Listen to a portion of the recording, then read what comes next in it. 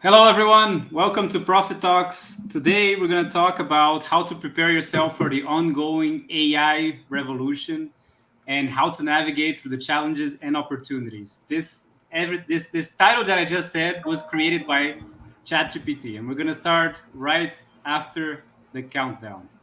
Ladies and gentlemen, may I have your attention, please? This is a global transmission. Hayek will be live in 10, 9, 8, 7, 6, 5, 4, 3, 2, 1. Enjoy the show. Welcome back. So my co-host today is Leonardo Conde. He is from Espírito Santo, Brazil. He's a consultant of public relations at Suzano and also a student of Hayek Global MBA. Welcome, Leonardo. Thank you, Edson. Hello, Professor. It's a great pleasure to be here, and I'm very anxious to have a productive hour here talking about innovation. That is a catching theme, and I have a lot of questions about it. Great. And our guest today is Professor Shalini from San Francisco, California, United States. She's an experienced professor of technology who's taught all grades from K to doctorate level. She's also an entrepreneur who has founded multiple businesses, including the Metaverse University. So welcome, Professor Shalini. Thank you, Edson, and looking forward to talking with you, Leonardo.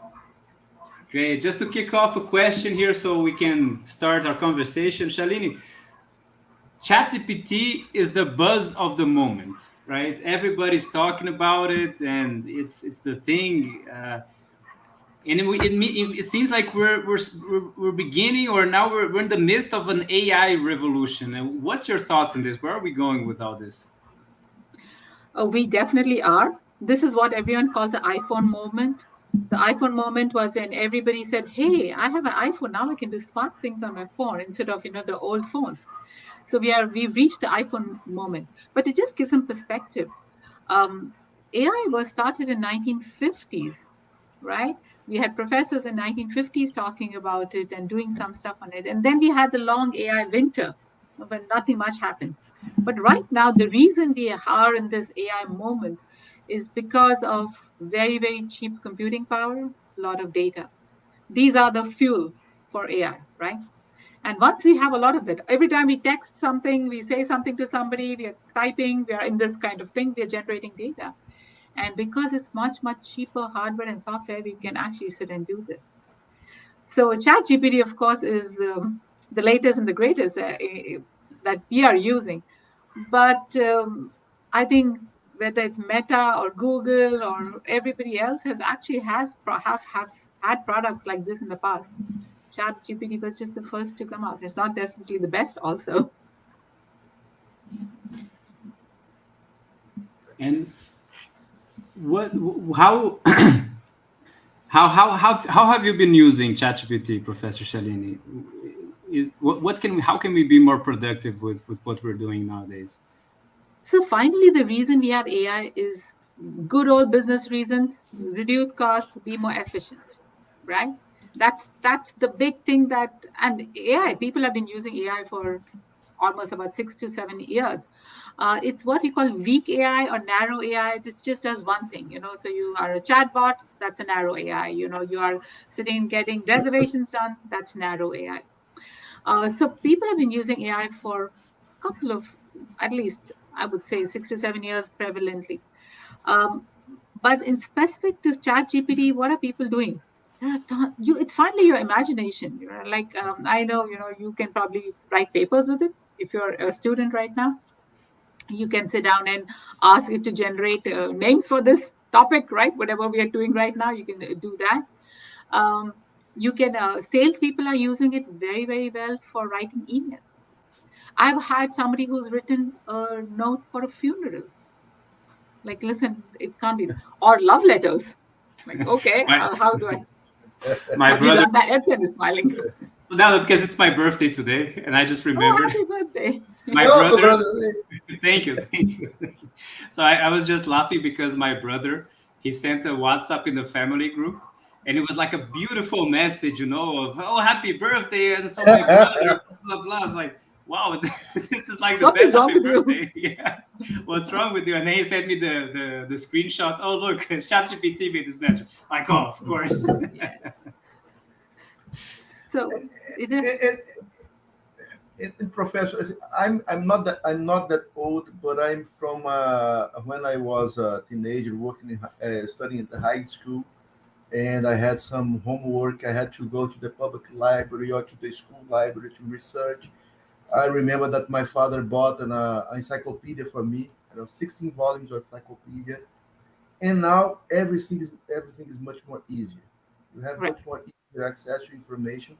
But my question is, will this easier access to information affect the student's ability to think critically, to solve problems on their own? Because you are not just researching a library for an answer. You are learning to solve problems for life. And I'd like to hear your opinion about this. So classes too. I think education needs to change dramatically. I think, especially in the last 2 or 3 decades, we've been teaching education just like you're mentioning, right? Ask a question, read something, analyze it, and present it. In this world of AI, it's like Satya Nadella, the CEO of Microsoft, says, you can't defy gravity. This has happened. It's happened. You can't say, okay, now AI, please go away because our students need to learn. That's not going to happen. So we have to adapt to it. Now, if the purpose of education is twofold, one is to become better citizens, and one is to provide talent to industry, right? If industry is going to use AI and you are not enabling your students to work with AI, then you're actually hurting your students, correct? So how do you work with the best AI? So we've created a framework. It's called the QJE framework.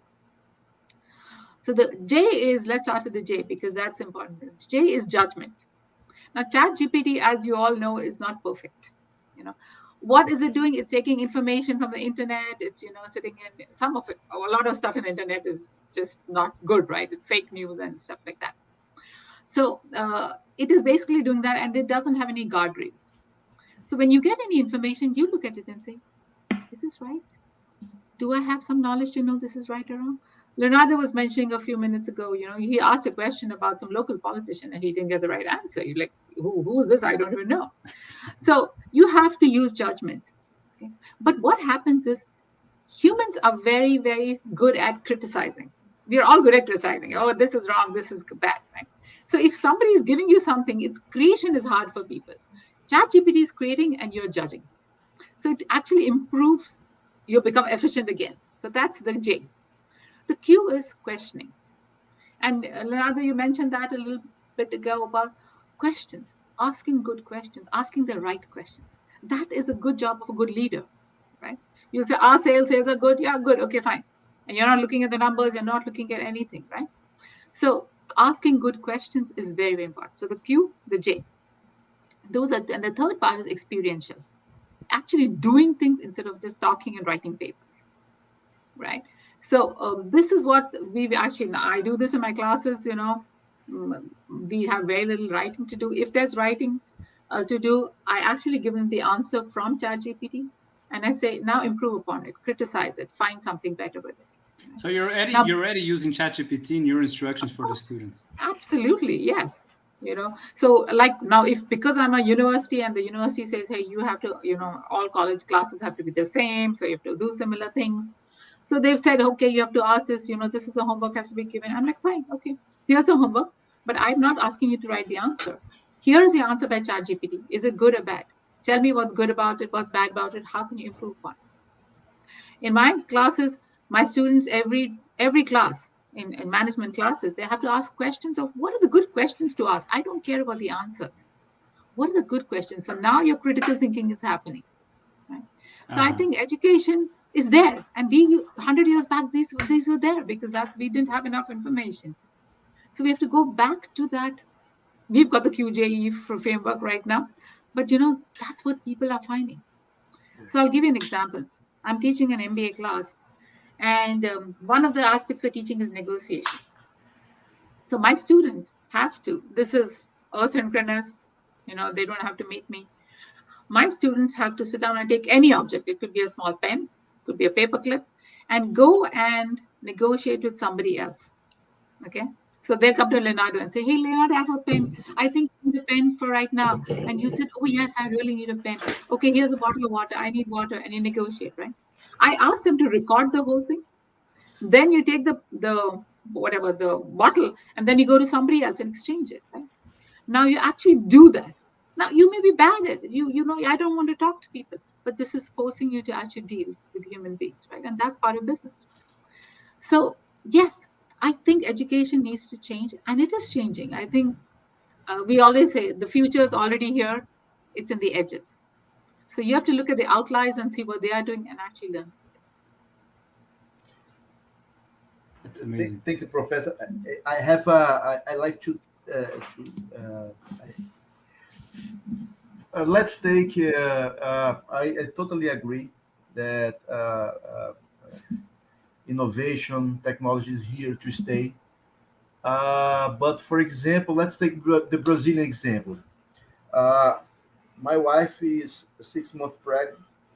We're gonna have a baby soon, and in a year, 2 years from now, our baby girl is gonna know how to swipe an iPhone, how to maybe she will learn to swipe an iPhone before she can talk. Yeah, Maybe. In the other side, we have a lot of part of the society that it is away from that don't have the same opportunity that my daughter is gonna have. In the future, the social gap, will increase, or society, or maybe technology can help us with it. Okay. First of all, congratulations. Is this your first child? Thank you. First. Yes. Oh wow! Okay, so this is going to be such ChatGPT is helping me to choose the baby. Stroller? Yes, Stroller. yes, it's helped me to choose the baby stroller. Stroller. Okay, yes, absolutely. Congratulations! This is such a perfect time to have a child. So let me. I'll give you an example of democratization and equality and stuff like that. Whenever we discuss technology in my classes, it always comes down to not ChatGPT or AI or Metaverse or whatever. It always comes, what does it mean to be human? What is humanity about, right? And that's what you're trying to get. Okay, it's very nice. My daughter will have this, and others will not have that. And we always think of, people will almost students will discuss about humanity, and they'll say, it's relationships. And we know that even the richest, the most powerful person, they all want acknowledgement, they want humanity, they want relationships. So when we're looking at any kind of technology, we have to sit down and think about the human aspect of it. And I think most people do, they actually, that's why you're worried. You're like, okay, ChatGPT will take away work or do away this. But now, because of technology, look at the amount of progress we've made in the world. Mm-hmm. A simple thing. Because of the internet, we've had, and because of consumer societies, we have 400 million people who are out of poverty in China. Okay, the Americans want to buy. The Chinese will produce, and we can do this really good and fast because we have the internet. Because of the internet, there are people in Africa who are actually become call center people, right? Those people would not have otherwise businesses. If you don't have enough capital and capex to actually invest there, they're actually sitting and doing that. There are so many million businesses. Today morning, I had a call with a business in Africa, going great busters. They like, we have so much in digital transformation, and they're like, we have so much work. We don't get enough people. How do we train them? Now we are actually getting people from all over the world talking to each other, just like you said, in your MBA. So the thing is, it is a question of giving the opportunity. Now we are actually in my neighborhood where I live. During COVID, we said, hey, important thing is every person in my neighborhood in my town has to have internet access. Even this is America, this is California, and everyone does not have that. That was the first thing. Why? Because education, work, health, entertainment, everything is happening through the internet. Okay? So if you just get internet to everyone, now think about this. Even if so there's this experiment many, many years ago when Steve Jobs was alive. He took some iPads and he went to a small village in Ethiopia. Okay, no internet, no nothing. And he gave it to them. And you remember iPhone now, you can't hack into them. Within a week, the students who are illiterate, they don't know how to do things. They can swipe. They actually not physically broke it, but broke the thing and could access things into the iPad. Human curiosity is unlimited. So it is just a question of giving them the resource. And earlier we had to give them a building, a house, schools. Now all you need to give them is a little phone. Yeah. And this, if you give this, you can do health, education things. And now they can actually ask questions. And they can say, oh, I can see this is happening in the United States or UK or India or Africa. Why am I not getting it? Social revolutions happen through this. All I am saying, now think about the countries where leaders are saying, hey, listen, we want to make sure, there are guardrails around it. They can actually sit down and say, no more internet for you, because they know that's the most powerful thing for you. So just it doesn't have to be a smartphone, just giving access to the internet is the most powerful thing. We've seen people, I'll tell you, in Afghanistan, women, who have had no access to a lot of things, are asking this was before US left, are asking our employers, give me money, not in cash, give me my salary in Bitcoin. Because now my husband cannot access that. I can take that and leave him after I have enough money. This has happened. These are not just, okay, it'll be great to happen. It's already happened. I have some comments there too. I had some amazing experience already with Hayek MBA, with students coming from Africa. And one of them specifically was John Mustafa from South Sudan. He learned about the MBA through Facebook, through a post of an American who posted some scholarship opportunity we're giving in the program. And he clicked and he got into touch with us. And then he did the whole program online, all the way through to South Sudan. And it was very hard to connection, the problems, but he's through and he did it. What was very surprising to me was to learn that in his city, he doesn't have any running water. He doesn't have running electricity. He has like solar panels and generators in his home. We did a podcast with him. We actually got him in Brazil. We did a podcast with him. And part of what we learned, he was living actually a life of a hunter and gatherer. And what's amazing is that despite all the issues, he had an iPhone. He had not an iPhone, but another smartphone, and he had access to the internet even though with all the difficulties, and he was able to connect. So imagine like 10 years ago, this was impossible. Exactly. And now this is happening. Imagine how much this is going to happen because of technology. Oh, absolutely. I'm like, don't even worry about ChatGPT. Don't worry about things. Right now, I'm spending my energy getting internet for all in the world. I mean, that is my single focus. Once you give that, there is enough stuff on the internet to be able to do anything, right? And I work with students all over the world, and I look at their potential, their curiosity. Just give them this. That's it. Yes. Is Elon Musk helping this way to, to make internet available to everybody? I think a lot of people are trying, especially in Silicon Valley. Even when Facebook for last 5 or 10 years has been actually, they will get people from other big companies like the IBM or Tesla or something and say, look, come here. I am going to put you into a room with very poor connectivity. How are you going to make your products that even with poor connectivity is accessible? So I'll give you an example. In India, for many, many years, Microsoft said, now India doesn't have very high literacy. I mean, it's improved a lot, it's 70, 80% now, but doesn't have very high literacy. And Microsoft goes in and says, this is a billion people, like it's 1/6 of the world. I want this market. But now look at this. The way we did the internet was we have to read. What if you cannot read? Okay. Now they were like, but it's not my job to teach them. That's a teacher's job. There's a government's job to teach. But I want this market, correct?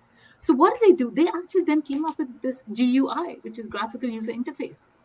And they said, let's say, hey, you are, say, one of, you stay, you want to work as a domestic servant, and you want to wash clothes, and you want to maybe, make some money out of it, clean the house.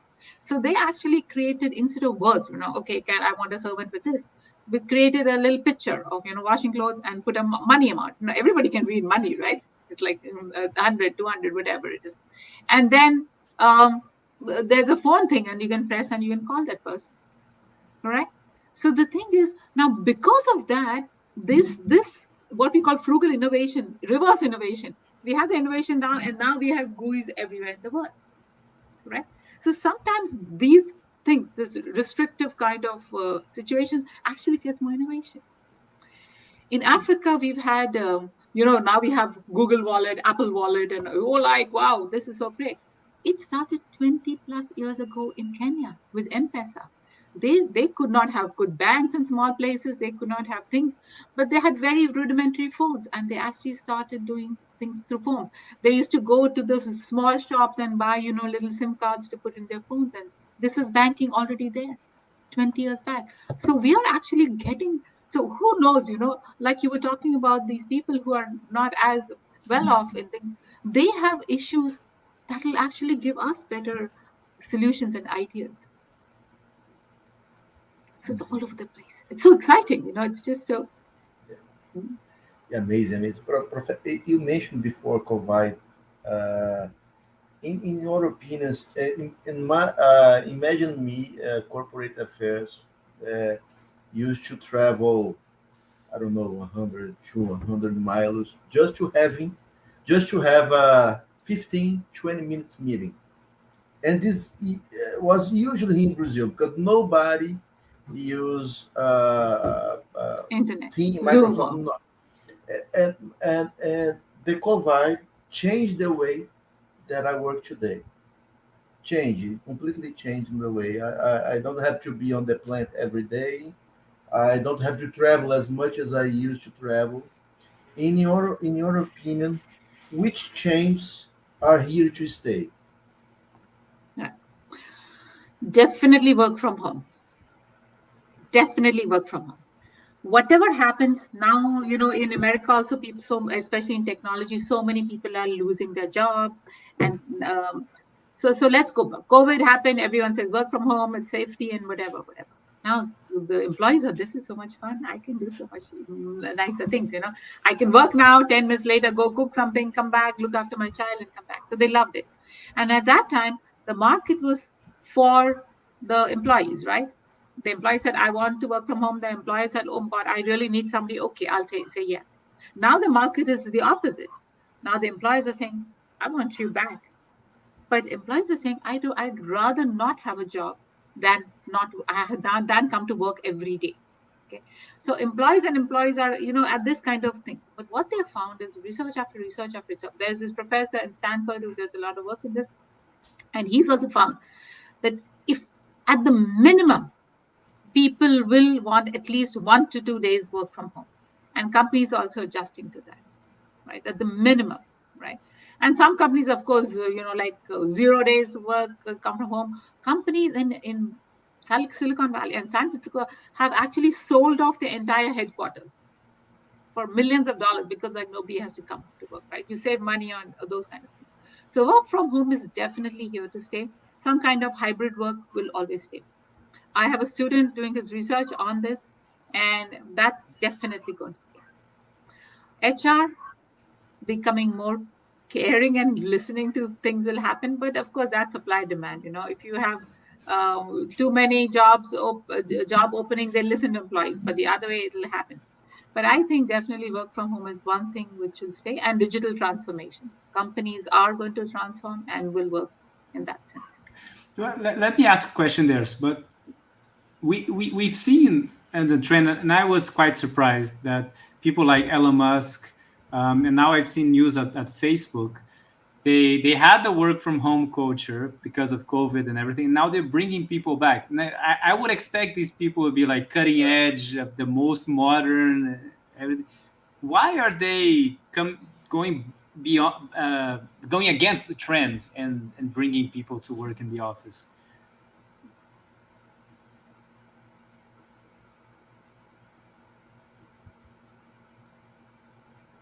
So yes, they are bringing the people back to work, but I think it is not 5 days a week.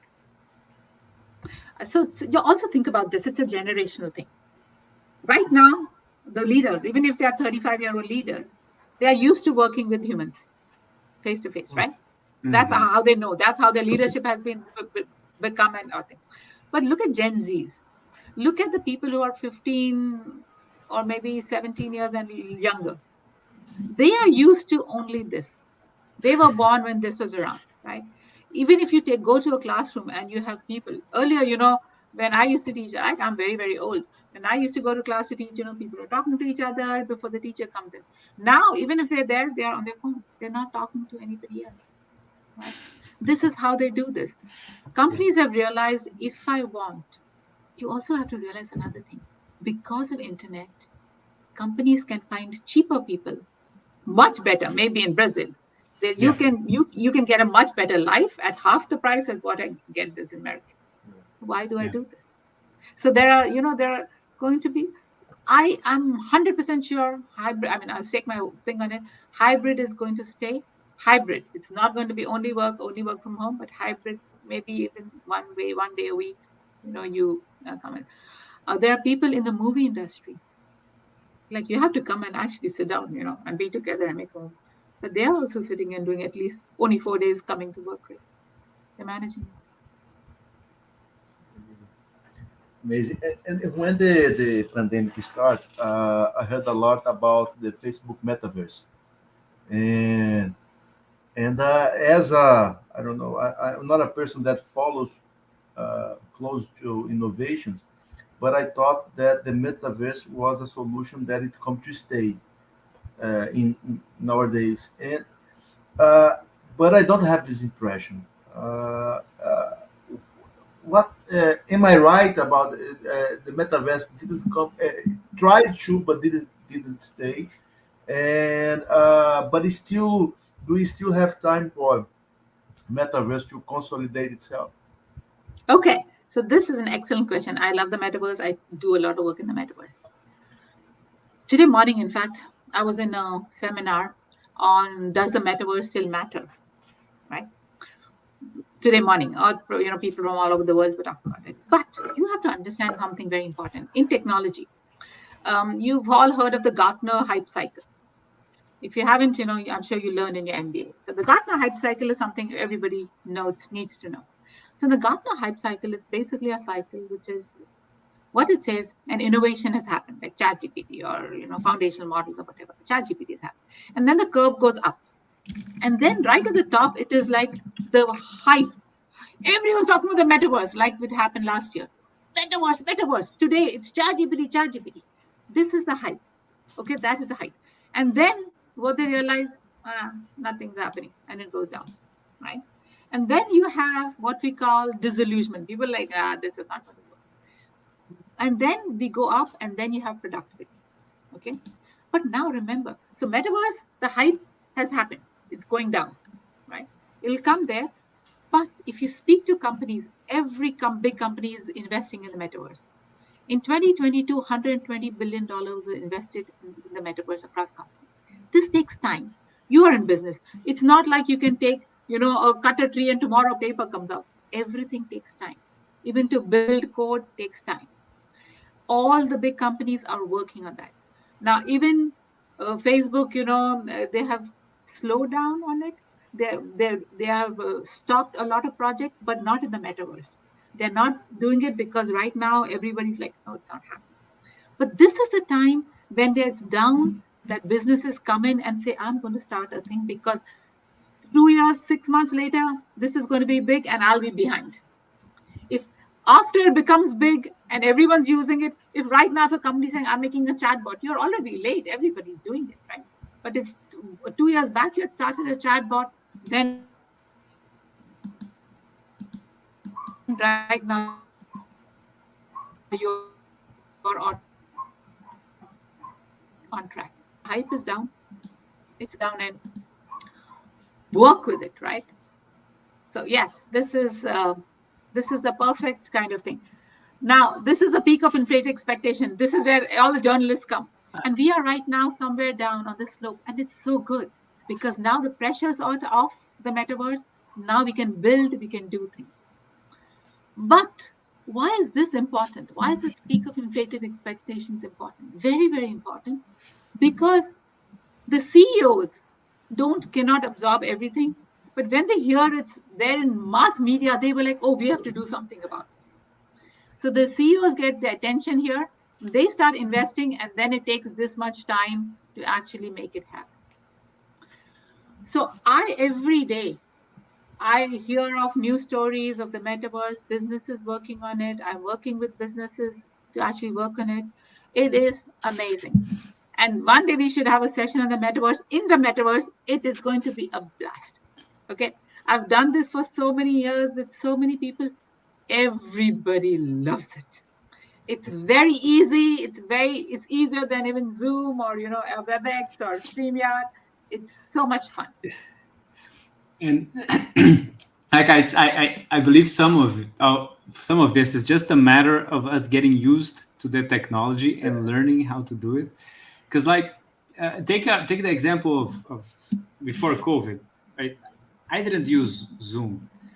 Like I consider myself, the younger generation. I'm turning 36 today, but I'm consider myself, I'm pretty used to the technology, but I didn't know what Zoom was. And I mean, we didn't have meetings on Zoom. I was still, with the mentality of Skype and I think. And then when the pandemics came, everybody was forced to do it. Right? It was like a mass implementation of systems. Everybody had to train to do the Zoom. And then now it's my work tool, and I work from home, and it's perfect. And we use it for the MBA. And I think the same thing about the Metaverse University, right?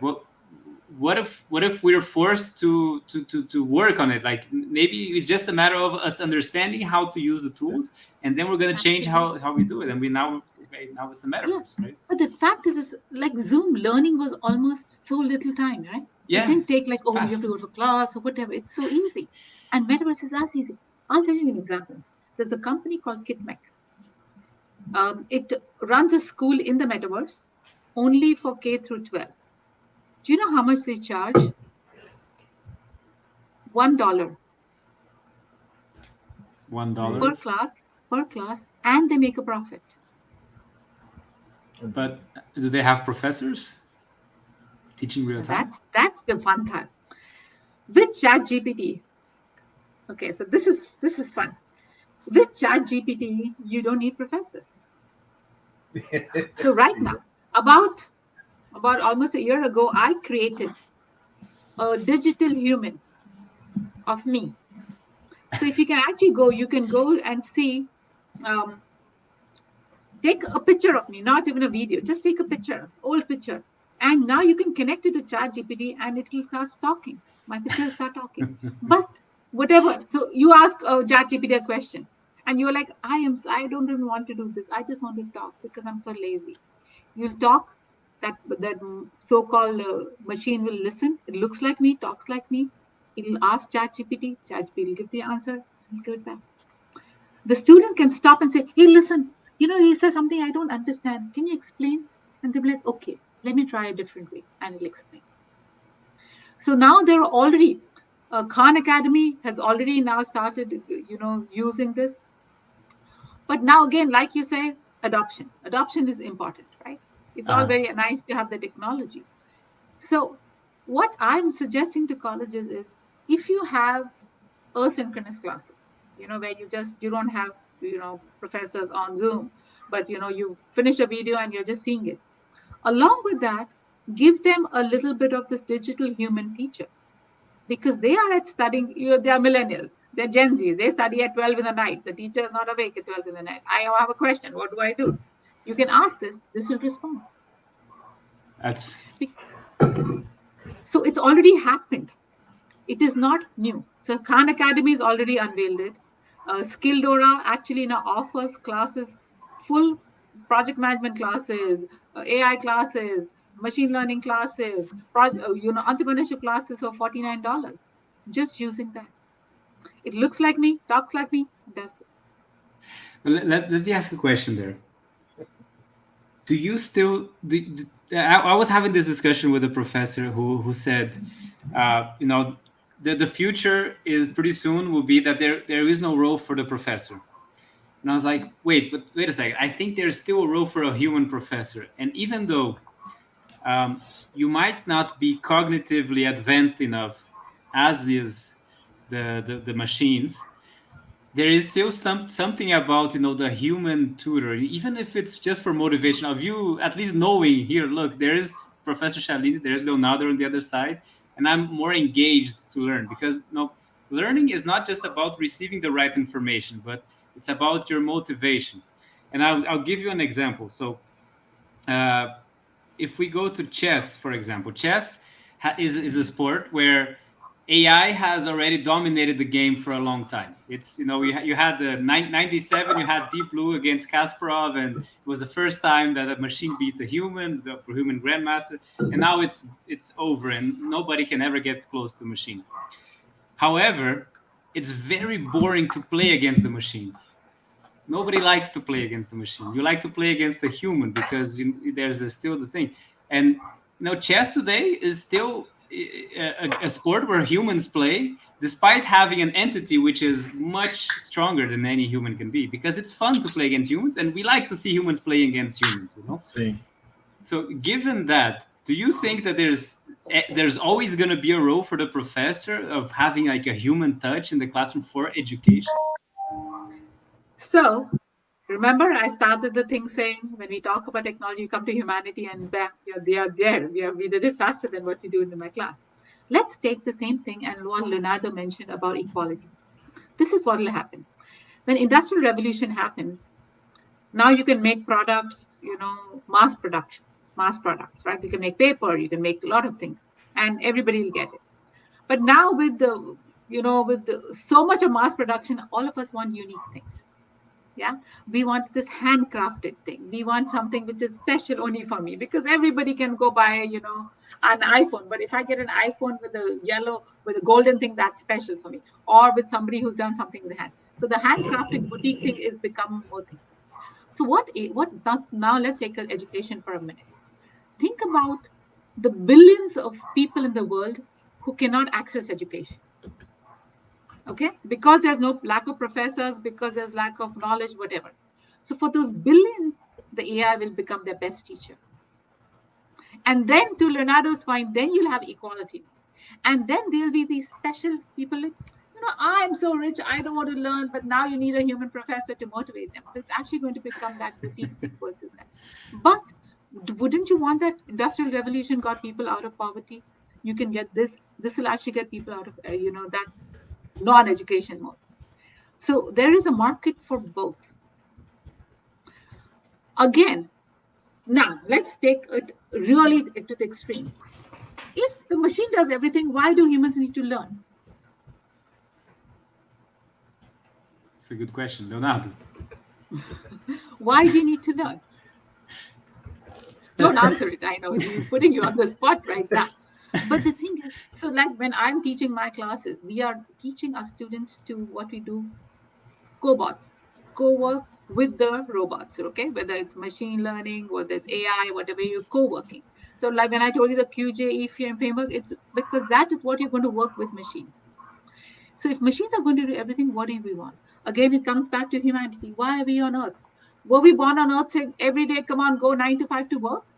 None of us want to. Look at 100 years back, 200 years back. Now, look at your kid from there, John Mustafa from South Sudan. He's like, I don't say, I have to go and work there for 9 to 5. Is that what humanity is about? So we want humanity. We want social connection. Yeah. And for people who are loners, and people like in America, we have a loneliness epidemic. In Brazil, we're like, too many people, I want to be alone. Or in India, like, too many people, can I be alone for 5 minutes?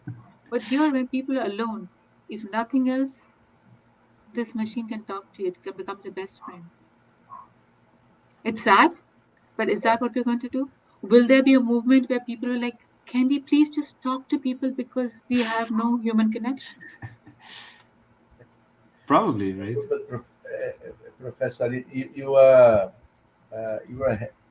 changing the way that I look into technology because naturally a human being is afraid for the unknown, and we look technology. Me, I'm afraid that what's going to happen in the future. But you mentioned a lot of revolution that we had as society, and in the end, we all as society find our own way. So this because well, thank you for that because I was so afraid. My next question was which jobs will cease to exist? But I know that. But now I'm aware that society will find its own way. We are not. Yesterday, I'm addicted. I must confess, I'm addicted to TikTok because It's so much fun. Yes. yeah, because it learns what I like to watch. And for example, I love airplanes, so there's a lot of videos about airplanes. But yesterday, I was watching a video about autonomous vehicles in America.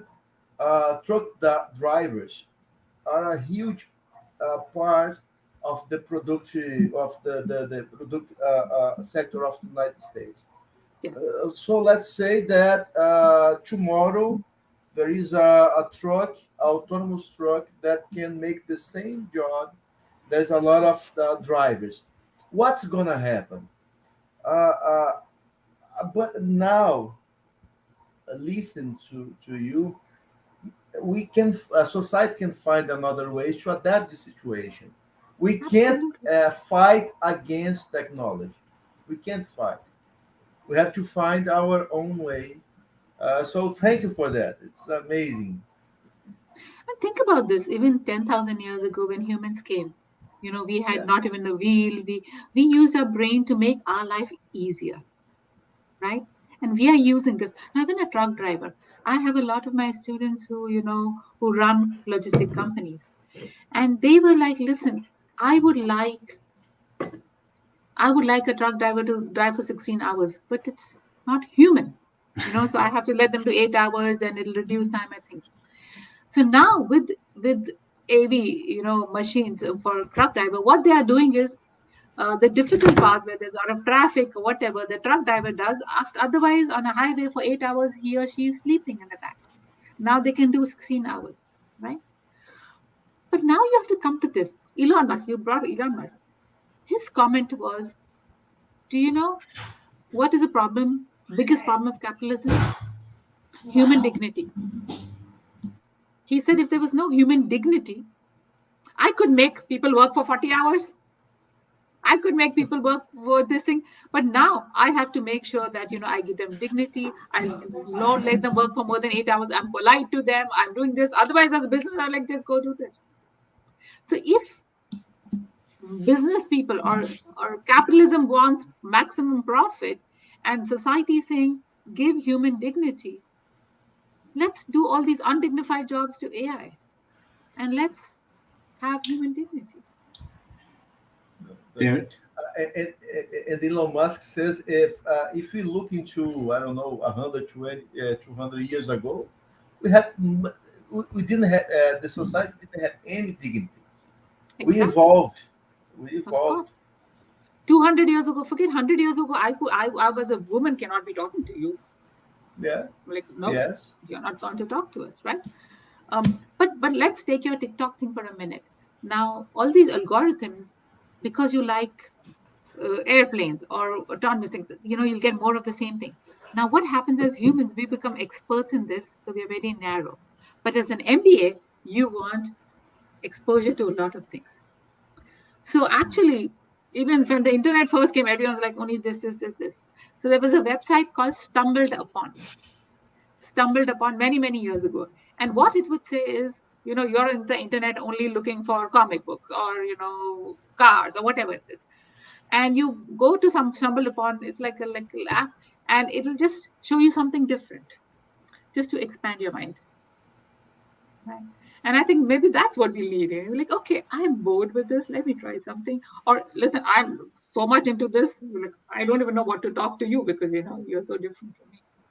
So who knows, but as long as we have a brain, it'll go on. Who knows how long it'll happen. So Yeah, and just complementing that, there's this term in economics we call creative destruction, where some jobs are destroyed, but it's to create something new, and it will, in the short term, these truck drivers will lose a job, and it's terrible for them.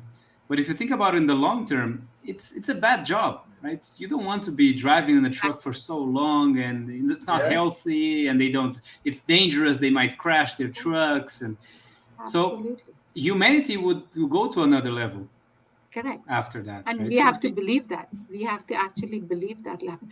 But I'll tell you about another technology which will just be crazy. They're actually using, I know Elon Musk is actually creating a new Neuralink, which is a chip inside your brain. So you don't even have to talk to ChatGPT. You don't even have to do anything on your phone. It will just happen. But companies are actually using electrodes on your head to figure out whether you're tired, whether your brain is tired. Okay, so let's say there's an example in a country for train drivers. They are making them wear a hat. Feels like a normal hat, but the hat is normally has some electrodes on them. And if maybe your train driver has only a 5-hour train drive, right? So you're like, he's fine. But maybe he or she didn't sleep last night enough. So they're tired.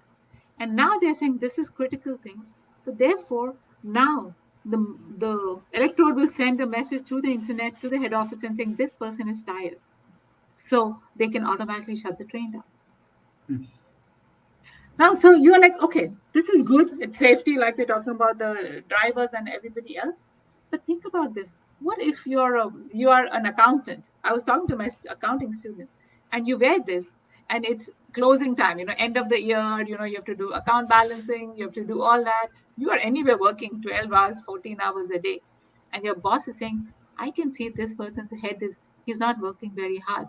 Okay, go away. And you are like, oh my God, I don't know whether I'll have a job next tomorrow. Right? So there are dangers. You have to put guardrails. Yeah. Even for ChatGPT, now we're creating 4 different guardrails around it. Right? Bias and toxicity and fake news and all that. All those are getting there in place. So even our thoughts can be monitored. Technology is there. It's a question of commercializing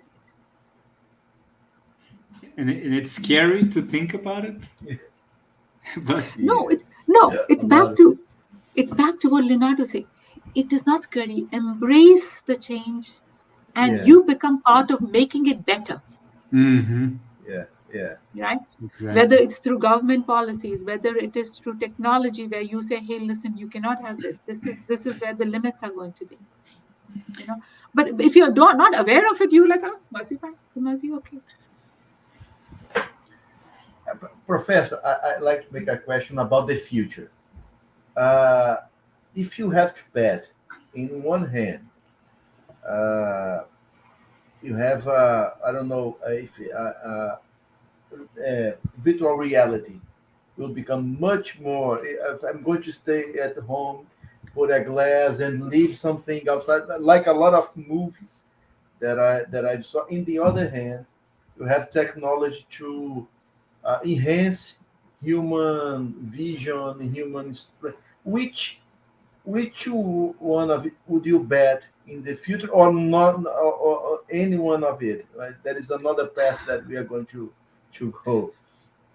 So, in all the last 100 years of studies, no one predicted the internet.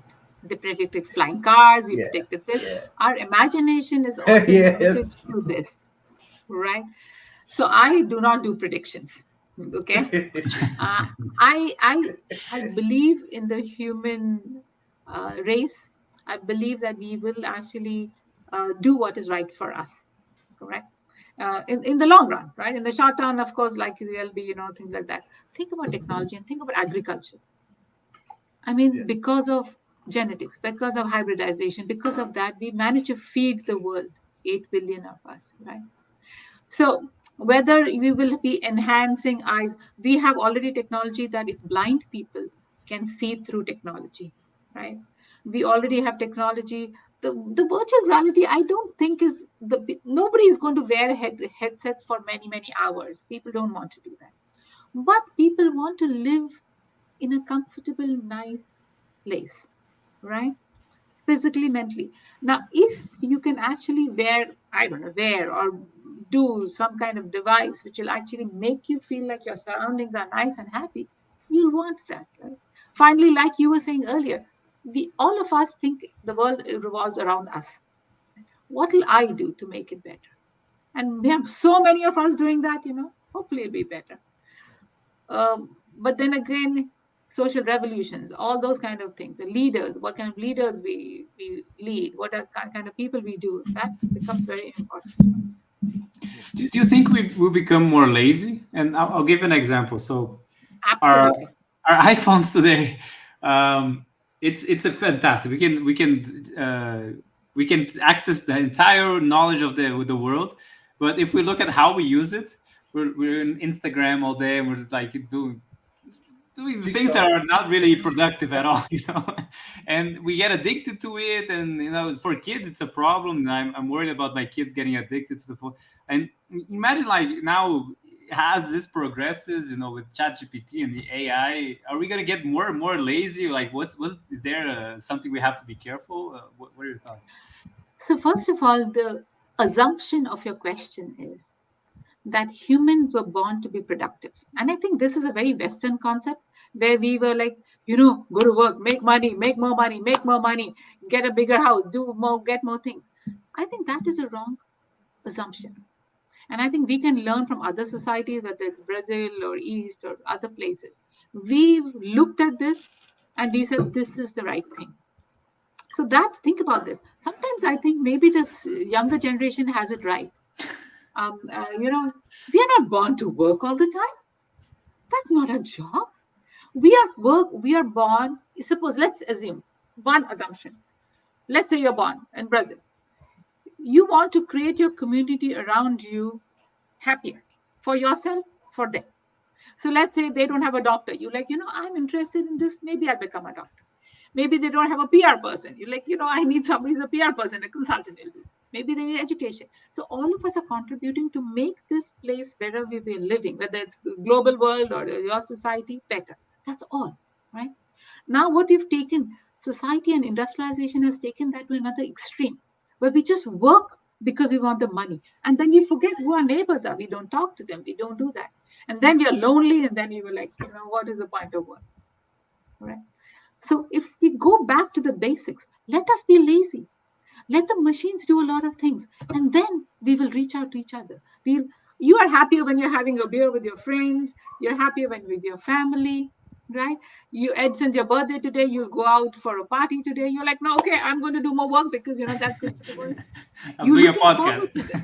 Yeah, you're looking forward to that evening. So I think maybe let all this drudge work be done by machines, and let's be human. Let us become the society we want to be, and not be this productive society. I think we've just gone to an extreme. In China, they have a thing happening called Tangping, where these young people are saying, done. Too much work. Everyone's saying, be good, do this, go work. I'm going to lie flat. It's called lie flat. I'm just going to lie flat. Enough. It's not worth it. That's a very good point of view. I never thought of it that way. Yeah, and we just more successful. I did this. And and you go back to the point where you said there were 2 points of education. One is getting people to think and how to become a good citizen, and the other to be productive for the industry. And this is a point you made for being a good citizen, because maybe we have to teach people how to live. How to live a good life. Yes. Do you know, on Coursera, the highest course that people have taken, the number one course, 3-4 million people have taken, is how to be happy. Why are we taking a course on how to be happy? Something is wrong with the world that our parents, our families are not teaching us how to be happy. And companies have to tell us. And businesses have to tell us. In Colombia, the most popular MBA course is, you know what? How to create relationships and keep them, not for work, for otherwise. Because we don't know how to do that. Give me a checklist. Tell me how to do this. Mm-hmm. That is really sad, I think. We since the beginning we are taught to work for living, and we have to live for work. Which one are you doing? Yes, decide which one you need. I would rather have less money but more humanity, right? Then we will actually have a better life. And of course, people who don't have money, who don't have food to eat, don't have a thing, they need that, right? So research has been done in psychology. You need this amount of money. Beyond that, it doesn't make you much more happier. You want more, but it doesn't add too much happiness. It doesn't make you unhappy, sad, but whatever. But let's make sure everybody gets that. So this is what we call universal basic income. If AI can be productive, make things for us, grow vegetables, transport things, do that. And if everybody has enough things, then let everybody get that basic, and then they can decide. Some people want to work harder. Sure, go do that. Some people want to just relax and sing songs. Maybe we do that. Professor, if I had to, take away notes from this podcast, the main one is technology is not here to kill our jobs, to compete with us. Is here to help us, and this is. Thank you for that. This is I didn't have this kind of thought before this before meeting you. Thank you so much. Thank you for your good questions, because that's what led to this. See, good question. You've already learned. You already learned. So I'll tell you. We published some research a couple of years ago on this same topic. Will people lose their jobs? What will happen? And Edson, you were talking about there will be some kind of some people will lose job in the long run. It's good. So we asked we had interviewed a lot of people, and what we found was that it is not going to be a revolution. It is an evolution. Everyone we spoke to said, okay, I can do Excel very well, but now I'm going to learn Power BI. I'm doing it maybe on my own time, or maybe the company is helping. But I am creating the next level of me every minute. I'm innovating myself. I am not waiting for the world to say, oh, you're a truck driver. Now tomorrow your job is going to go away. I'm like, okay, I'm also smart. I'm also listening to what's happening in my industry. They're coming. What is the next thing I can do? What is the next thing I can do? And that is humanity. Now you got humanity 2.0, 3.0, 5.0, whatever it is. Right? Yeah. It's evolution, not revolution. We were like, oh my God, people will be so upset. No. Everyone is doing that.